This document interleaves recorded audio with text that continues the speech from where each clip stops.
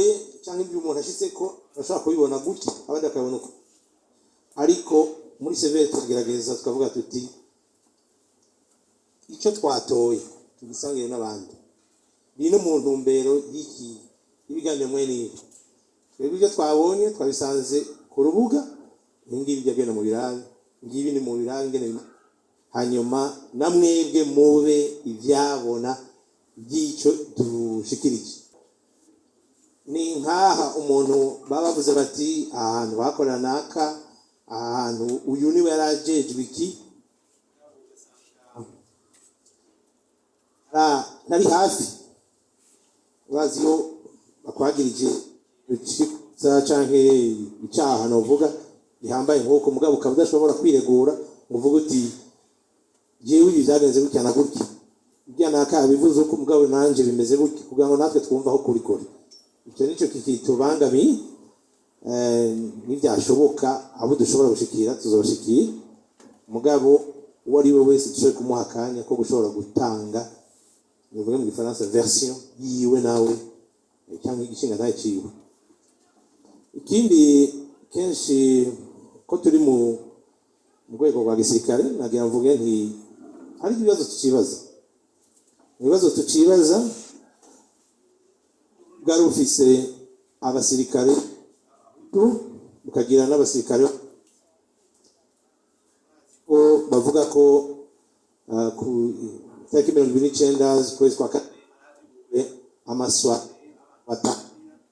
hagendamwo abasivile hakagendamwo abakozi bakuru n'abandi boba bari tunzi bose baje mugabo zijya swende zose ko zabaye aho tumaze guca ntaho turi tumva umuntu yapfiriye muri siporo. Nta muntu yapfiriye izijya sware ko zari ateguwe kugira ngo ntana aho zabaye zarashoboye kuba ntizabaye mugabo nta muntu n'umwe yaguye muri sware aho ribaza ikibazo. Nta kandi nimwe umusirikare twigeze kumva umuhutu yigeze yigwanira nta na hamwe. Hano waterotse umwe bavuga ati genda kugoma amazi ngo ahereyo aca genda yigisime mu Barundi mwanya gihugu niko aravuga. Abaje bose naho n'abari muhira babatumye ko batiri munze bose bagiye tubonema atari ngaha hepfo Nyanzarake aho twabonye ko hari umusirikare yakoranye n'abajya bise bamurere bo muri litorale.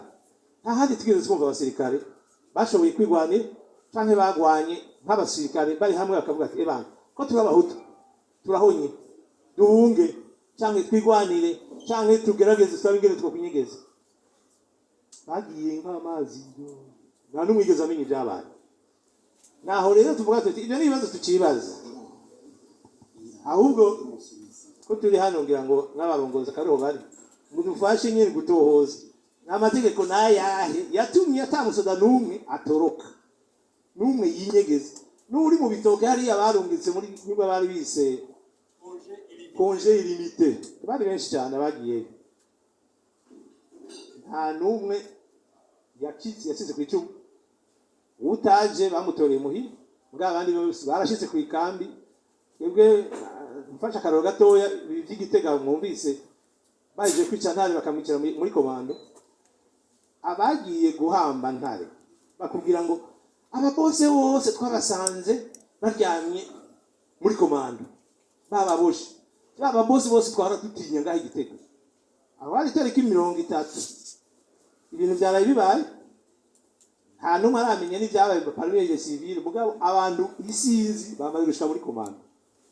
Ibyo ni ibibazo umuntu yiyumvira akavuga ati twebwe naho atariho twari turi ntitwosoma ibyabaye dukoresheje amarori dukoresha amarinete ya kubu dusoma kahise tugerageza gusubira hariya kugira ngo turabe ingene ibintu byari biteguwe turabe ibyo bintu icyo bacara bitumye kugira ngo ibintu byose bigere kuri urwo rugero. ako rero ni ibibazo tukibaza wari wese agira ati none abo bantu bazize iki, abo bantu byagenze gute, mbega uwo muntu yabigiyemo ninde, ni kubera iki ibyo byose byabaye hakabura na kimwe, canke hakabura n'umuntu umwe abuze urwamo akavuga ati gezaho. Ibibazo twibaza muri severe iyo ugiye gutohoza ibintu mwe niba biraremera, mugabo umuntu agenda aragerageza gutya. Rero mu ncamake novuga ko ibitugoye si ibintu bifatiye kuvuga yuko ari bidashoboka, mugabo n'ibintu tuvuga tuti kumbure akanya gatoya, amezi make y'abantu bihanganye tuzoteba dushike ku kuri, twiyumvira yuko twegereje ukuri ibyabaye. Ku bijyanye na monima, uno munsi yitwa Monument des Soldats Inconnus, yubatswe mu kwezi k'umunani mu mwaka w'1973, yubakwa n'ubutegetsi bwari buhari bwarongowe na Michel Micombero, bayita Monument Kinyomvyi, kandi byari byanditse ko hajya nyene. Hanyuma umukuru w'igihugu Yohani Batista Bagaza afashe ubutegetsi, niwe mu mwaka wa 77 mu kw'icumi yaciye avuga ko ari Monument des Soldats Inconnus. Duherutse kuvugana na murumuna wa Kinyomvyi kuko ariho arakuze, yatubwiye ko kimwe mu byayihinduye byavuye ku ntara, kuko Kinyomvyi ni umunyamwaro, ubutegetsi bwari buhari nabwo n'ubw'abanyabururi, kugira incungu iby'umwaro ngo byarabagora. Icyo gihe hari Muramvya ntihari Mwaro. Ibyo twabibariwe na murumuna wa Kinyomvyi yaje kuvugana na severe. Rero hajya bubatse ikibutso siho Kinyomvyi bamuhambye, kuko Kinyomvyi bamaze kumukubita bamutera amabuye yacikaniye kuri clinique Prince Rwa Gasozi. Hanyuma bamuhambanye iteka, bimwe mu gifaransa bita les honneurs militaires, hariya mu itongo ryo mu Kanyosha. Hajya nta mva ihari. Yari kapitene, akaba ariwe yacungera ubuzima bw'umukuru w'igihugu Michel Micombero. Uwo muntu rero Michel Micombero yamukunze kubera yarakiri umupira gose, akaba yarafite metero imwe, hafi metero zibiri ziburamwo metero 20, kandi yarabyibushe. Urumva yaramukunda kubera bakinana umupira, ariko abo bakorana na Micombero ntibamukunda kuko yari umunyaruguru. Mukaba muzi ko Micombero n'abo bari kumwe bari biganjemo abahima, bavuga bati ntidukeneye umuntu aguma yumviriza amabanga yacu. Icyo cyari Monument des Soldats, genda bivuga nti Monument des Soldats Inconnus kuko ni Kinyomvyi. Ku bijyanye na independence yabivuze perezida wacu, independence jambo ryavuzwe na icyo tumaze gushira ku munsi abamwishe. Musoma ya raporo perezida yahabya byiza, perezida umushikiranganji wo kumenyesha amakuru komanda Ndayahoze yanditse avuga ati hariho akagwi k'abatutsi bariko bategura gushiraho intwaro ya apartheid y'abatutsi, mu kuyishiraho bazokwica wowe mukuru w'igihugu, baca bavyegeka ku bahutu, hanyuma bacavuga ko ari abahutu babikoze bacabamara. Ibyo yabivuze mu kwa kane mu 1968. Ibyo yavuze haciye imyaka ine bica bishika uko nyene bica Kinyomvyi, kuko yari muri voiture yari vewe ya Micombero. Ni ukuvuga ko ibyo yavuze bagiye kuba inyuma y'imyaka ine. None yoba yishwe n'abandi, ngira ngo inyinshi ngaho bashobora guca twimenya twese. Ikindi nacyo basabye ni kuvuga ku bijyanye ni discours. Mumenye ko Muhigwa Ndereya yari umukwe wa Mwambutsa, umukenyezi we wa mbere ari mu Burundi mbere, mu buryo bita Rosa Paula Iribagiza, aracyariho ari ngaha mu Burundi, mugabo Muhirwa yagiye gupfa bahukanye, rero yaciye amugena kugira ngo asubirire umuhungu wiwe, aho bari bazi ko ari Ngendandumwe yari icegera c'umushikiranganji wa mbere, yari gusubirira yari icegera c'umushikirangoma wa mbere nako yari gusubirira wa Gasore. Ivyo bacashiraho Muhirwa, ivyababaje abantu na cane cane mu bwoko bw'abahutu.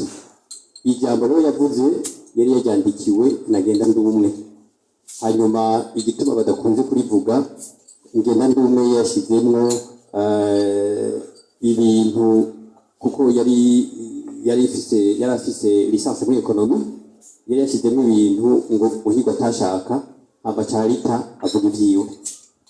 Nico gituma badakunze kurishirako, mugabo turamaze kubironka apana amajwi, turamaze kubironka aho ryanditse. Nagomba nyakubahwa perezida ko mfise ijambo mvuga akantu gatoya ku bijanye n'uruhara rw'abajandarume n'abasoda. Abazungu ni ukuvuga ababirigi bagishiraho igisoda n'ikijandarume, hari ikintu ngira ngo baca gitaba cyane bita indiscipline. Iyo indiscipline no kuraba igihagararo c'umuntu na cyane cyane ngaha, bavuga ko abantu bafise ibisteps binini, bafise gabari nini bajya mu gisoda, hanyuma abantu banywabuye mubare mvuge ntibazingamye bagaca bajya mu kijandarume cyangwa ipolisi. Mugabo rero nico gituma Serukwavu ari we yaciye aba umunyamabanga wa mbere ajejwe gendarmerie, babita secrétaire d'État à la gendarmerie. Micombero nawe murabona abamuzi kujya kuntu yari ameze, ijyagabari yiwe ndayivuga, hari abasubisumbya babona ko yari akwiye kuba umusoda, ari nacyo gituma yari secrétaire d'État à la défense. Ivyo rero guhera 1965 hamwe habereye ya coup d'État bashaka kwica umwami bikanka, gendarmerie n'igisoda byaciye biba bimwe, haca haba forces armées burundaises hari mu kwezi kw'icumi mu 1967. Ni ukuvuga ko ibyagiye birakurikira byose bibazwa igisoda nta gendarmerie yari iriho, mugabo abajandarme bari bariho, mugabo bakaba batwagwa mu gisoda, chef d'état-major ari umwe. Ni ukuvuga ko ntibari bakiriho nk'uko tubona igipolisi n'igisoda uno munsi. Nivyo nagomba nshikirize ku bijyanye n'uwavuze ibya iprora na PDC. Mumbare nagomba ndabakuri inkoni ku gishitsi, nta ba PDC bagize uruhara muri iprora, kuko iprora gushika mu 76 yari irimo abantu bayitanguye, ni ukuvuga ba Muhirwa, ni ukuvuga ba Ndiruhwama abamuzi barazi icyo yamaze muri uwo mugambwe. Yari irimwo ba Sigiumu Stadeyo, yari irimwo ba Simbananiye, yari irimwo bashibura, abo nabo ntibigeze bajya muri PDC. Nivyo ko aba PDC bagiye muri iprona, mugabo bagumye babinuba, nta ruhara bigeze bagira.